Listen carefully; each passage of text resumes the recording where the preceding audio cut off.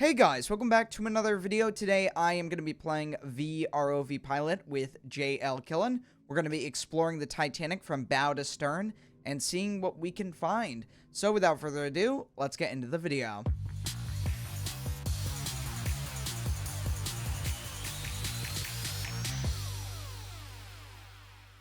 Alright, so here we are, 2 miles below the sea surface, and we are now at the seabed. And we're going to go forward, and we're probably going to see the bow of the Titanic appear out of the murky waters. Now, I should mention, we are running in the easy mode, which basically just allows us to see further as if we were kind of just below the surface. There's a lot of light coming through. In real life, it's very dark, you can't really see anything, and doesn't really make for a great video. But we are coming up on the bow, and the first thing I want to look for is the nameplate, so that we can kind of see the Titanic name there. And Jay Killen, why don't you direct me to where the nameplate is on the ship? Yeah, so on either side of the bow, underneath the forecastle, so you'll notice that obviously there's a bunch of portholes, which are, windows and stuff to look out of. But primarily, in terms of the Titanic nameplate, the nameplate was actually engraved into the ship, and it would have paint kind of inset into it so it would be more visible. You're going to see like a hole kind of in between where the portholes would actually be at, which I think right there is where that first one would be at. So somewhere to the right, along that level, you're going to see the nameplate. And I believe... yeah, I think that's it. That looks like a T right there. Yeah. Wow, look at that. That's incredible to see the nameplate of the ship still there after all of these years. I know you mentioned they're engraved into the hull, so they're not going anywhere. They're not going to fall off or anything like that. They're literally, dug into the outside of the ship. We're coming over a really famous area right now, and this part of the wreck needs no introduction. This is the remains of the crow's nest. That's the access hatch that the men would go through to, of course, get into the crow's nest. And nowadays, the crow's nest is gone, likely hit by a sub and fell into this forward hatch here, and has been lost to time. But that's where it happened. The bell was also rescued. It was taken off and is now in a museum, so that is pretty cool. Yeah, another interesting thing is, at least when the wreck was first discovered, the mast was actually, like, essentially pretty intact. Like, it wasn't, like, collapsed like that, not sagging. It was, like, an actual mostly straight pole that just went straight up to the boat deck where it collapsed backwards. But over time, from just the deterioration and corrosion, it's just slowly kind of, like, sagged like wet cardboard, where it's just, it looks bendable, and it's just kind of falling into the actual deck of the ship. And speaking about the metal of the ship, let's take a look at the hull. This is right below the well deck, and wow, I mean, look at this. There's definitely something that's gotten messed up big time with the structure. It goes pretty normally here, and then all of a sudden it takes a sharp right turn, and I think you can kind of explain this, Jay Killen, the way that it hit the seabed and how this damage got caused here while I try to reposition the ROV. Yeah, so as the bow actually was descending into the seafloor, I guess the best way to put it is like what James Cameron explained. It basically broke its back. You had the front part hit, and then it kind of dug itself into the sediment and, the seafloor. And then as the back started, leveling out, it just kind of like, bent inwards on the bottom. So it kind of compressed a lot. So that's why it's causing like a lot of that bulging outwards on the sides, because, it's kind of just a bunch of compression forces that happened after it hit the seabed and the back leveled out. And while I'm over here, this is also interesting. Have you seen this before? This large sort of break in the shell plating? I don't think I have. That is actually kind of interesting. Yeah, that looks to be... so what do we have? This looks like D deck here. That's C deck, D deck. This is on E deck. I don't think there's any doors or hatches or anything in this area. I think that would be a little further this way, right? Yeah, because at least for the E deck area, it would be a lot more forward towards where, like, the well deck is. And it's way larger than any opening on the ship. at least a doorway that was man-made. This is definitely caused by however the ship is deteriorating or the way it hit the sea bottom. So that's pretty stunning to see this very large, sort of almost perfectly rectangular cut in the hull there. I actually wonder if what that might be. I'm looking at some blueprints right now. I wonder if that could potentially be like an area where it's called an ash place. It's basically where, they would take a lot of the ash from the coal and stuff burning in the boilers and bring it up to there. And I think that's where they would like dump it overboard or something like that, or at least dispose of it. Because in that room, there's like an ash hoist, where it would lower down like a big bucket that the stokers could, I guess raise up a bunch of that ash out of the boiler so that they could continue burning more coal. But I think that might be near where that is, at least in relation to where I'm looking on the blueprints. Going up and from there, we've got the boat deck, and this area obviously has seen some pretty serious deterioration. But first I want to go forward, and it's kind of weird. We are walking the decks, virtually of course, of the Titanic. This is the Titanic. These are the scans from the wreck site, and that to me is just so interesting that we can experience this just from our computer. These scans from 2 miles down at the bottom of the ocean. But let's go into where the bridge would be, or used to be, I should say. And here we've got the wheelhouse. And the one remaining piece of equipment, and this is the telemotor. And how does the telemotor work, Jay Killen? Yeah, so the telemotor, it's basically like a complicated system, like a hydraulic system actually, where when you turn the wheel, if I remember, it basically would, retract and compress and like do things with like I think springs, and the hydraulic fluid, it would actually like, run along the length of the ship inside of a pipe and connect to a system that could be read in the rear where the steering gear room is, so that those big engines in the back, because the Titanic's rudder was insanely huge, like it was very heavy. It required a large steam engine to actually twist and pivot it so it can turn. But the hydraulic fluid itself, if I remember, it's made out of like a mix of water and I think glycerin, which helps prevent it from freezing in cold temperatures. And just that entire system, especially for the time, it's quite impressive. Just the amount of like machinery and the, I guess, technical side of things, especially at that time. So going forward of the wheelhouse, which it is interesting that you can still see the outline of the wheelhouse there, but the bridge is halfway here. Part of it is gone, it's collapsed a little bit, and part of that is because the mast came forward, it collapsed, and probably crushed the bridge. That's the current theory going on, those hydrodynamic forces. But you can see there is a part of the bridge that's still here, and it's right here. This is that banister that, you would see right at the front of the bridge. You can see the bridge cab or the bridge wing as well, which is, still remaining. Yeah, that starboard davit is probably one of like my favorite stories just in general, because like, it lines up in terms of the testimony, because, Second Officer Charles Lightoller recalled that after he pushed collapsible B off onto the port side, the one that actually flipped upside down, if I remember, he said he ran over to the other side to see how things were going, and he said he saw William Murdoch, First Officer Murdoch, actively trying to get the davits in and trying to get that last lifeboat hooked up so they could lower it. But of course, the ship would, suddenly take a dive and basically just cast everyone out into the waters. Yeah, and it's also, again, as you mentioned, a testament to William Murdoch for what he did that night and saving so many people, and the way that he took those orders, whether it be women or children only or women and children first, and he decided to take it women and children first, and that's why so many men survived in those lifeboats that night.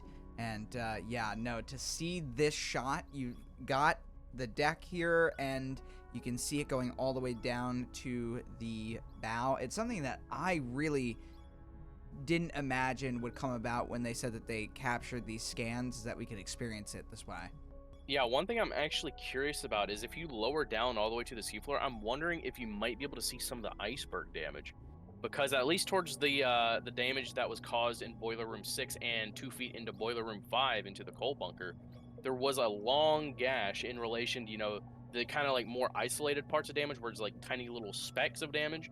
But I remember in terms of the layout of the damage one, I think they did sonar stuff or like piece together what the damage would have been. It was a long gash, and Frederick Barrett, the lead stoker in Boiler Room 6, when he was there during the collision, he recalled that about 2 feet above the stokehold plate, it just opened up and water just began rushing in. So I'm wondering if that seam right there might be where some of that iceberg damage is. Yeah, you're referring to this right here, this piece going along all the way here. Yeah, I think that might be a little bit of the remnants of the iceberg damage, because if you go up, it's supposed to end in between, like, in the middle of where the forward funnel would be at. So if you kind of like just draw a vertical line, that should be near where the forward funnel would most likely be at in terms of like the center, because, it cut 2 feet into boiler room number 5, which would basically mean it's near the center of where the forward funnel would have been. Well, would you look at that? Yeah. Yep. Right behind, where the forward funnel would be. At least where that line kind of ends. We're going to go up onto the boat deck and go to an area that has just recently been lost. And there it is. It's the captain's bathtub. This was the captain's bathroom, and unfortunately, when they did come around to do the scans, as you can see, I believe it was this room. You can correct me if I'm wrong, but Yeah, I think you can see the tub there a little bit to the bottom, the white kind of like yeah, porcelain round shape there. but it's been covered over with debris, and yeah, that is unfortunate. There are many, many photos of it, thankfully, but that is a piece of history that is now gone, or at least covered up. And we're gonna go this way. You can also see some sagging in the roof here, which is pretty interesting. This is what remains of the grand staircase. It's pretty bad. The roof portion has collapsed down into the boat deck portion, and that, I believe, is just due to the destruction of the ship over time rather than the actual sinking. I believe this was all still up when the wreck was found. Yeah, because a big, like, I guess discovery, at least when the corrosion was really becoming a lot more visible, because that area on the boat deck was level. Like, it was straight, and then there would be that crease line where, it would sag downwards towards the break area. But now that area, like where the boat deck and stuff, is just collapsing down onto A deck, and it's just going to slowly, like, make its way forward. Because, wrecks usually deteriorate. Areas of damage are going to deteriorate much more faster because they're more exposed to the elements. And so you're going to have a lot of that deterioration work from the rear and make its way forward slowly. An additional thing, too, is because of the way that Titanic's frames are spaced, because in the front, the frames actually kind of squeeze together and are spaced at around 2 feet between each frame. So there's more structural support in the front part of the ship, in the very front of the bow. So I would say, like, as a solid prediction, that's probably going to be the most recognizable part of the ship that's going to be left, many decades on, when everything else is just corroding and, like, decaying. So that very front of the ship, the most iconic part of the ship, is probably going to be the last to go. Yeah, and where I've positioned the ROV, we're actually looking at where the clock used to be. That famous clock right at the top of the staircase where the dome was. That would be, right here, of course, all made out of wood. It has deteriorated away. And going aft of here, we can see where we do have a wall that remains with a window and a door, or maybe two windows and a door. Of course, this is all starting to get a little bit crumpled now. And it looks like our operational limit is slowly starting to tick away here. We'll see what happens when we get to the end, but we do have another ROV we can kind of maneuver around. But, yep, this is a door that would enter into the staircase, and you've got a window here, and then you've got a vent, I believe, right here. Yeah, that there would be a fan vent, in which actually there's two windows there. There's actually one that's actually kind of positioned behind where that fan is. So there's the one to the left. Yeah, you'll see another one to the right. So there's two windows there. here we are at the boilers. Of course, really no introduction needed here. This is where the ship was powered, really. Which boiler room was this? This was actually boiler room 2, so this would actually be the boiler room that was responsible for a lot of the power, especially during the sinking, because boiler room 1, which is the one with the single-ended boilers that was right in front of the engine room, the area that actually was destroyed in the breakup, that boiler room was never it wasn't actually operational during the voyage. Like, they planned on lighting those last of the boilers on, I believe, Monday, basically a day after the 14th. And obviously the collision and the sinking happened, so they were never lit. So boiler room 2 and 3, I think those two boiler rooms actually had steam lines that would actually connect to the emergency dynamos. So that boiler room there, I'm pretty sure, is basically where the last bit of power would have been produced to try and keep the lights on for as long as possible. And over here, this is pretty interesting. Obviously, we're at the very bottom of the ship. Like, this is... Oh, you can actually see the, I forget what you call that. Oh, yeah, I think that's the bilge keel? Yeah, you can see a little bit of it there. But over here, you can see this is the D-deck windows, the portholes for the dining room. Yeah, D-deck, at least in the reception room in the dining saloon, it had, like, double portholes. Like, it would be, like, a porthole and then, like, a slightly bigger one below it, and it would kind of run along. Like, instead of having a traditional, like, single porthole for a window, it'd basically be two of them, because I think the reasoning is because the space was so big, and plus they wanted to have, like, bigger, I guess, window-style things inside of those rooms so that they could let more light in. Yeah, if you go back down to that one big pipe there that you passed. Yeah, right over here. That there is one of the main steam pipes that the boilers that actually connect to run back and connect to the steam engines. Wow, look at that. But look at that shot going all the way up. You've got the whole ship kind of spilling out here as it goes down. And a lot of this is from the impact and, again, from deterioration over time. But I think this is a good segue to jump into the stern section of the wreck, which was just recently added. So let's go over to there. All right, so we are now descending onto the wreck of the stern portion of the Titanic. And the first thing I want to look for, again, is the nameplate, because there was one on the back of the ship. And we'll just see what's there. It might be hard to tell because of the way that it was scanned, but let's find out. Yeah, I think just somewhere along there. It probably doesn't help that, if I remember, the rear nameplate would have actually been a little bit smaller than the ones on the front, I'm pretty sure. And then plus considering the slightly lower looking resolution, it might not be enough to fully resolve it. There is something cool over here, though, I will say. And if we look on the propellers, you will see the number 401 written on it. Yeah, because, 401 was the yard number for Titanic. Everything on board the ship would have been labeled with this number. Like, basically every interior furnishing piece, every panel, even the propeller blades, literally almost everything on board the ship would have been labeled with this number. It's basically like a serial number. So, because, for Olympic, it was 400, because it was the ship right before Titanic. And then, since Titanic was afterward, Titanic's number was 401. Man, it is just destroyed. It's, like, got no rooms to it. It's almost like all the floors are bent and whatnot. There's no real visible evidence of, like, hallways or rooms or anything being there besides the sections that still have visible walls. The rest are completely deteriorated. Yeah, I mean, that section that you're looking at right there, I think that is probably one of the most recognizable parts of the stern.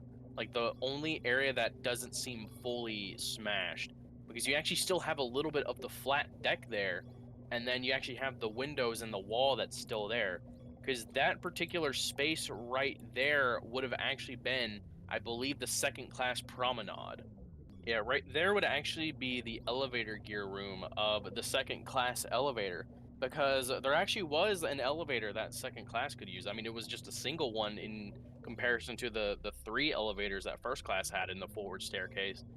But yeah, and I guess the one benefit for this particular staircase or elevator is that this one, the elevator actually went up to the boat deck, because for first class, the elevators only went up to, A deck.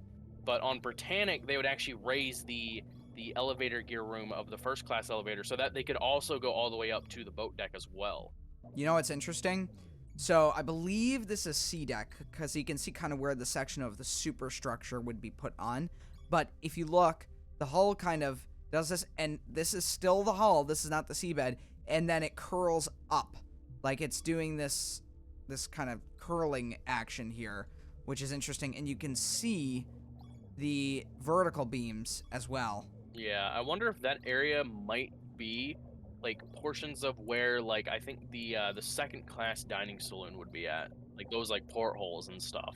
Oh, and those are those steam pipes there as well that you were talking about on the bow. Yep, that is where some of the I believe where some of the pipes would actually run and connect into the actual the engines and stuff. And in addition, like, another interesting thing is because the forwardmost section of the engines are, like, you know, gone. During the breakup, they were just sheared off from, like, the forces and basically just the ship tearing itself apart, because you could see some of, like, the, you know, the jagged broken areas on the left there where the forwardmost section of the engine would have actually been at. And here's those witness marks. Of course, the quality is much lower in this virtual environment, but we'll probably be able to see with better scans, of course. These massive bolts that would run through, they're bent. This is a witness to the tragedy, the way that the ship broke apart, just like in an NTSB investigation when they look at the metal of the aircraft or whatever structure they're studying or vehicle they're studying. You will look for the way that things are bent and the way that things have been twisted and destroyed, and you'd be able to piece together how the ship broke apart. And again, these bolts are another witness to that breakup and the way the ship came apart. So right here, this is not the grand staircase. This is where the funnel used to be. The fourth and final funnel on the ship, I believe, used to run right through here. And you can tell that just goes straight down into the ship there. And of course, the staircase, the second grand staircase, would be somewhere, probably somewhere in this area, you know, right over the engine room. I wonder if that area might actually be parts of the smoke room, because, like, you know, aft of the fourth funnel and, like, aft of the aft staircase was, though at the same time, it's really hard to tell. But the smoking room was, like, behind. Yeah, it would have wrapped around the rear funnel area, like the rear funnel uptake, which obviously, like, a lot of people know the fourth funnel was quote unquote a dummy funnel, but you know, it wasn't connected to the boilers. Like, it wasn't strictly just a dummy funnel. It still served, like, ventilation purposes. It vented smoke from the smoking room, because the smoking room was the only place in the ship that had a functional fireplace. And, you know, in photos, or at least looking at stuff, there is, like, a pipe that goes straight up over, you know, where the fireplace would have been, and it kind of, like, just tapers off and goes horizontally into the fourth funnel. It's, like, over that little raised part of the you know, the second class raised roof over the smoking room. It's definitely a lot to explore on this wreck, keeping in mind that we're exploring what is a graveyard. So it's always important to keep in mind that, yeah, there were a lot of people that did die on this ship during that night. Yeah, especially just in this area. Yeah. Yeah, one thing that is interesting, you could still see, if I remember, they're called, I think, the fair lead rollers. It's those, Oh, yeah, those right over, three yeah. cylindrical things. Those would be used for, like, mooring stuff. Yeah, it's there on the other side too. It's kind of like the kind of like camp stands and the bollards or whatever, but Yeah. a lot more stubbier, and, you know, they didn't actually, like, move or rotate as far as I know. It would just be used for connecting rope to, and, like, just kind of, like, wrapping it around and all that stuff. Well, then, that has been vROVpilot Titanic. I believe that's the name of it. But I will leave a link in the description if you do want to purchase it on Steam. And yeah, with that, if you guys have enjoyed this video, make sure to leave a like and a comment. And I'll see you all next time, guys. Goodbye.